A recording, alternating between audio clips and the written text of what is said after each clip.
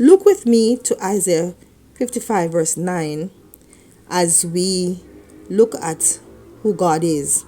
For as the heavens are higher than the earth, so are my ways higher than your ways, and my thoughts than your thoughts. Now, God is not a creature, He is creator, and we'll find that His wrath, as we're focusing on His wrath today, that His wrath does not operate like the wrath of creatures. When we are angry, we want to do harm. We want to inflict, we want to use power to inflict harm on others. But God's wrath is not like ours. Look at this. In Romans chapter 1, verse 18, it says, For the wrath of God is revealed from heaven against all ungodliness. And we're going to find out what He does when His wrath is revealed against all ungodliness. Let's look at verse 24 of the same chapter 1 of Romans. It says, after listing all the things, ungodliness, after saying that God's wrath is revealed, it says, wherefore God gave them up. Let's go to verse 26. It says, for this cause God gave them up. Let's go down to verse 28. And even as they did not like to retain God in their knowledge, God gave them over. So we see how God's wrath operates. He gives the person over. So the person persists in wickedness. He does not use power to inflict harm on anybody. He ceases to use power. His power was being used all along to try to save that person, to get that person to come to trust Him so that He can apply the remedy to their hearts and heal them of sinfulness, which is selfishness, and put back His law of love. But when a person so persists in wickedness that they harden wickedness, God just gives them up. He ceases to use power. Truly, like Isaiah 55 says, God's wrath operates differently from human wrath. And this is important because when we understand this, we know that God, we know the character of God, because that is important to our soul salvation. Jesus says it is to know God.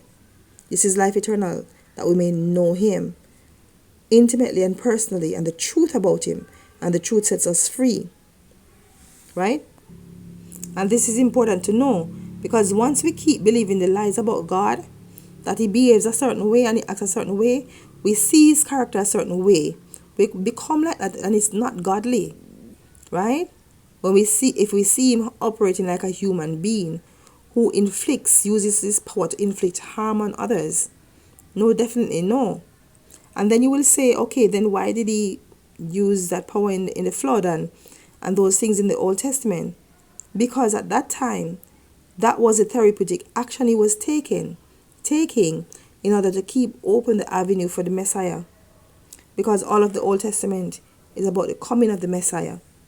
So He was because the Messiah was coming for all human beings. He was coming to save us, as the enemy was working to stop Him from coming. But notice after Jesus is coming, you don't see Him acting like this. And Jesus says, if you have seen Him, Jesus, the Father is just like Him.